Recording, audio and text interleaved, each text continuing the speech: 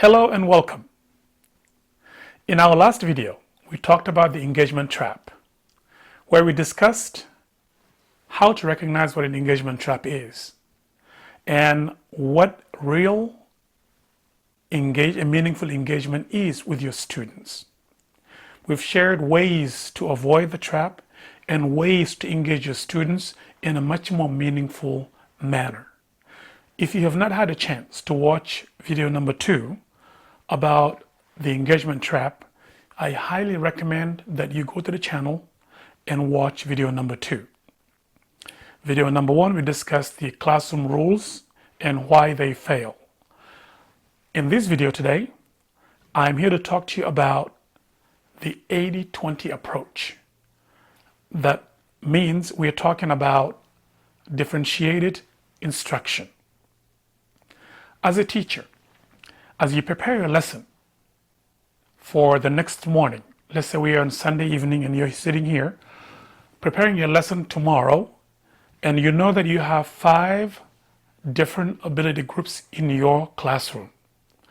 And if your school is like many, your curriculum director has insisted that you ensure that your lesson is differentiated for the different needs in the classroom.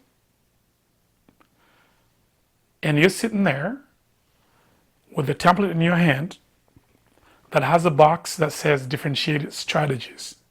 And your curriculum director is expecting you to fill that one in.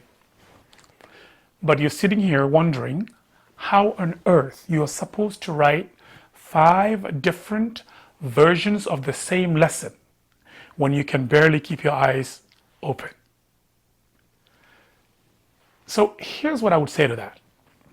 See, that version of differentiation, the one where you produce individualized instruction for every single student, every single day, well, not only is it not sustainable, it is also a myth. Now, why do I call it a myth? I call it a myth because it has never worked at scale. And research does not actually support it. What research supports, and what many great teachers have always done intuitively, is something that is far more manageable, far more sustainable, and far more reasonable. My intention today is to share it with you in a framework that is called the 80-20 approach. And by the end of this video, my hope is that the lesson plan, that box on your lesson plan template, is never going to intimidate you again. My name is Henry, and this is Palaver Tree, where we find the just balance in education. Let's jump right in. In order to understand the 80-20 approach, we first need to understand how we got here first. How a genuinely good idea has become one of the most exhausting mandates in modern teaching. See, in the 90s, Carol Ann Tomlinson introduced a framework for differentiated instruction that was, at its core, a valuable challenge to the one-size-fits-all teaching. See, her central argument that different students come to learning with different levels of readiness, different interests, and different learning profiles was right, and it still is. To better understand the 80-20 approach, we first need to understand how we got here. How a genuinely good idea has become one of the most exhausting mandates in modern teaching. See, in the 1990s, Carol Ann Tomlinson introduced a framework for differentiated instruction that was, at its core, a valuable challenge to the one-size-fits-all teaching.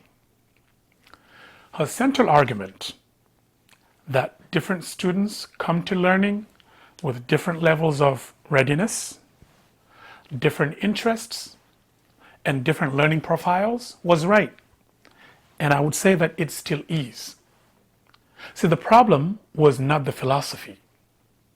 The problem was what happened when that philosophy moved from research into policy. As it got operationalized, as it got turned into something that administrators could observe, could measure, and put on an evaluation rubric, it has become something unrecognizable. Teachers are told to produce multiple versions of every lesson by putting in separate tasks, separate worksheets, separate assessments for each ability group, color-coded folders for 5 different learning levels, and simultaneously manage multiple groups by doing completely different things. I wouldn't call that teaching. What I would call that is a logistical chaos with a pedagogical label. And here's the part that should infuriate every teacher who has lost a Sunday night to that system. The research does not support it. John Hattie conducted the largest synthesis of education research ever assembled. Over 1,500 meta-analyses covering more than 300 million students. And guess what? Differentiated instruction, as it is typically implemented today, does not appear amongst the highest impact strategy.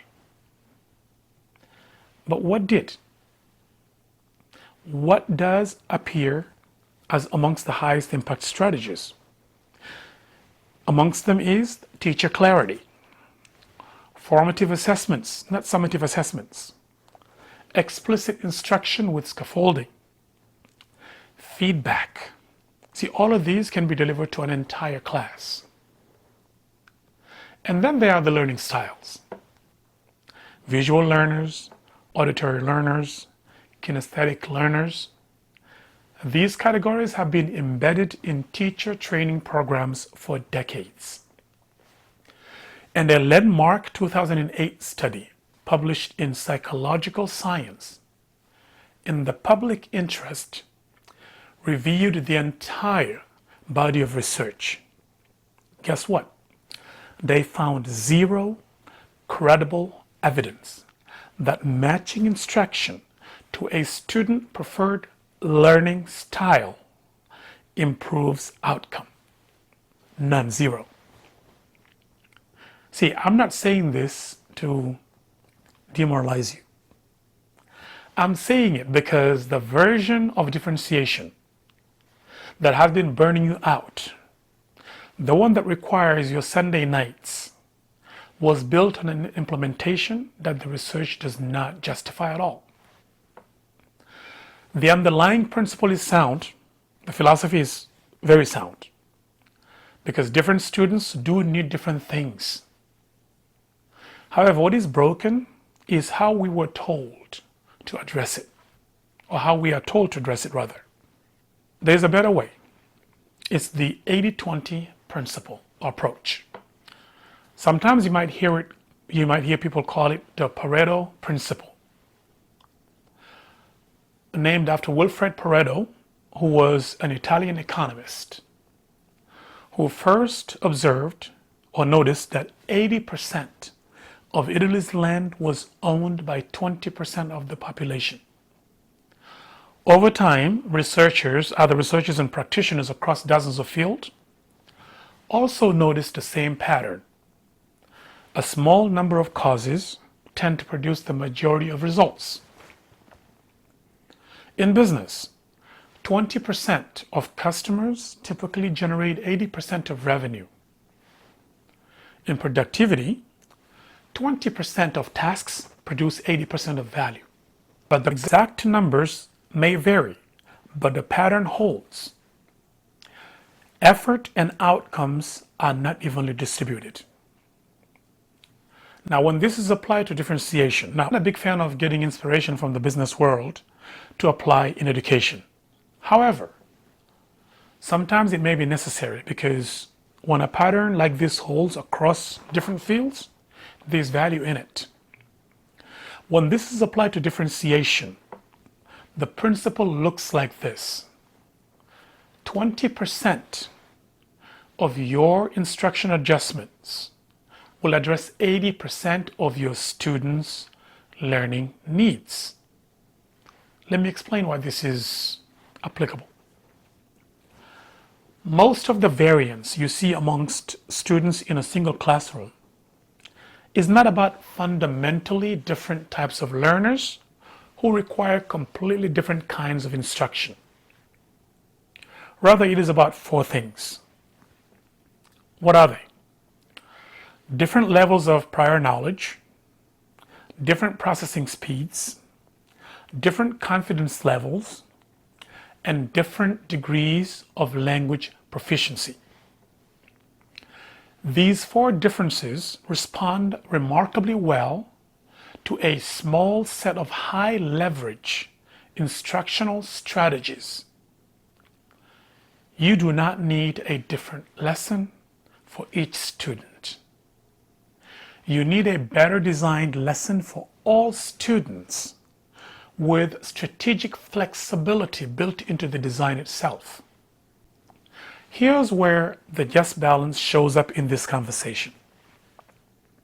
There are two extremes. On one end, you have the teacher who delivers one rigid lesson to every student identically, ignoring real differences in readiness and need. On the other extreme, you have a teacher writing 30 individualized learning plans every Sunday evening, collapsing under the weight of an impossible standard. See, neither of these two extremes work. Neither works. The just balance is a well-designed core lesson for all with deliberate, sustainable adjustment for the few, or adjustments for the few, I should say.